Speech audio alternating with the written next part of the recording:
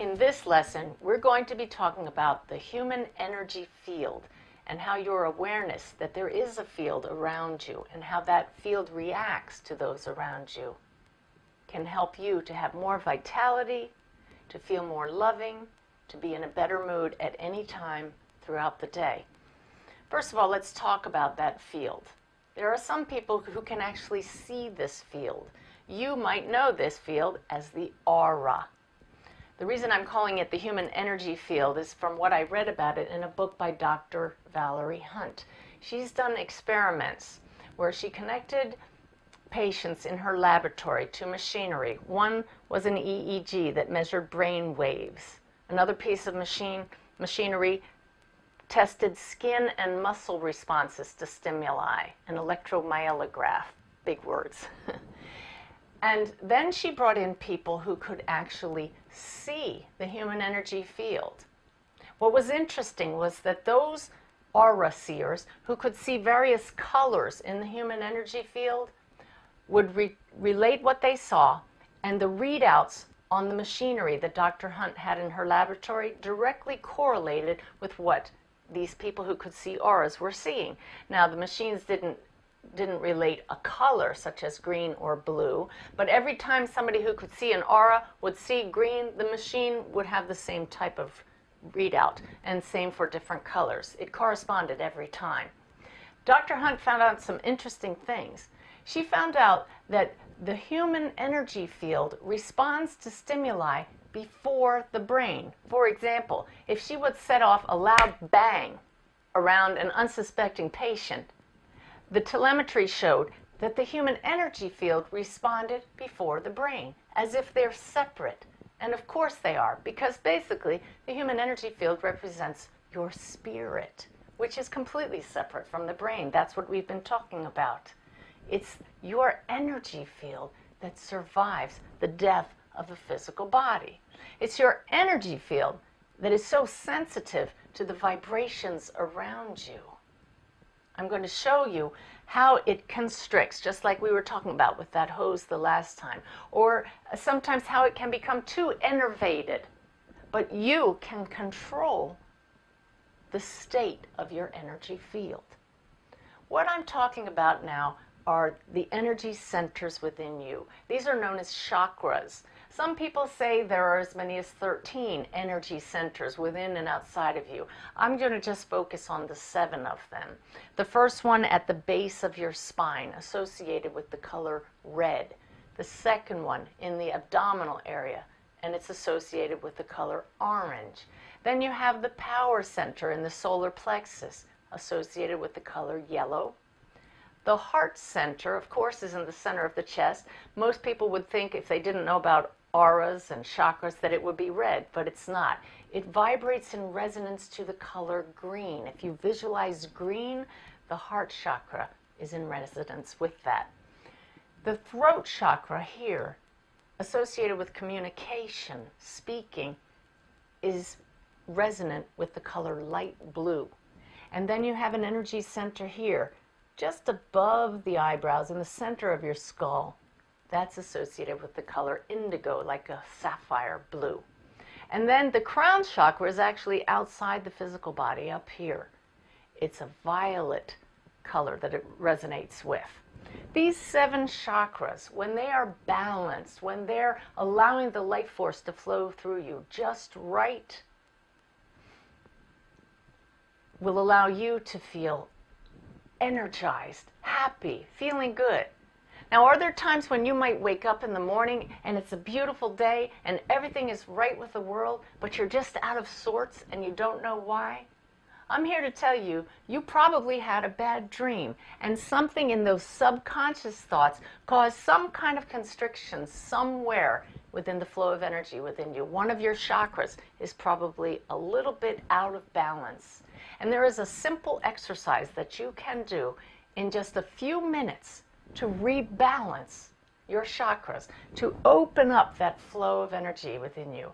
This is why we're discussing this on the section of SOAR under O, opening your heart. Now, not only can your chakras constrict with negative thoughts, with negative people in your energy field, But as I mentioned, they can become overstimulated. I know from experience, if I'm leading an all-day workshop and I'm really on all day long, at the end of the day, if I don't bring my chakras back into balance, I don't sleep well, I get nauseous, I get a headache. That makes sense to me that I would become nauseous because the power center right here in the stomach is overstimulated. Each of these energy centers regulates the exchange of energy between the spirit aspect of you and the physical aspect of you. So if any of these chakras are regularly blocked, this can result in illness or dis-ease in the physical body in the exact area of that chakra. For example, the second chakra in the abdominal area is one related to relationships. So people that have had trouble with family issues and relationships may actually be prone to issues in the abdominal area. People who always had trouble feeling and expressing emotions may have heart issues. You see how these are all related. I want to tell you, when I first started getting into chakras, I wasn't sure if this wasn't one of those woo-woo things. And I was sitting in meditation one day, praying to my guides, to Sanaya, should I be paying attention to chakras? Is there really something to this? And I opened my eyes, and I have this beautiful angel statue that I meditate with her beside me. And I looked up, and the light was coming in through the shades. I was meditating in my coach. We were traveling at the time. Through the shades, through these holes in the slats where the strings went through the shades, and the lights lined up exactly down the front of that angel, just like the chakras. Now, some skeptics would say that that's just a coincidence, and maybe it was, but I've learned to pay attention, and that really got my attention. It was a direct answer to my question, is there something to this?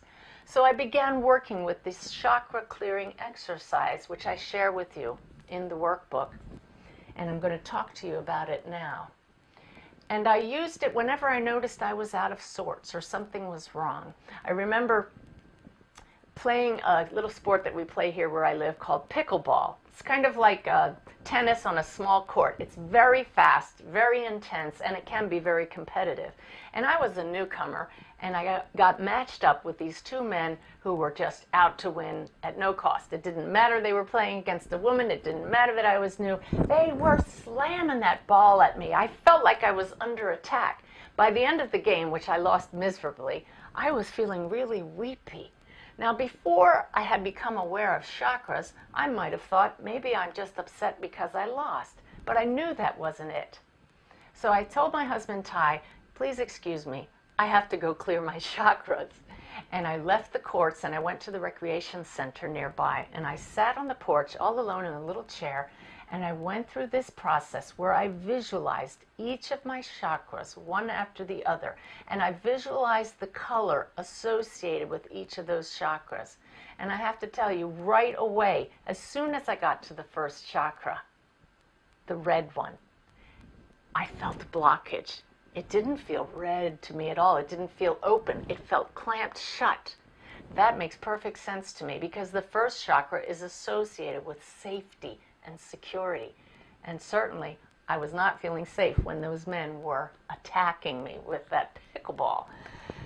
So all I had to do was visualize it, fully open, fully balanced, visualize the color red, and it's like unkinking that hose. I felt an instant sense of relief. Then I moved up to the second chakra. It was also blocked, and I just visualized the color orange, and I told myself I am safe, I am loved, and again, it was as if taking another kink out of that hose.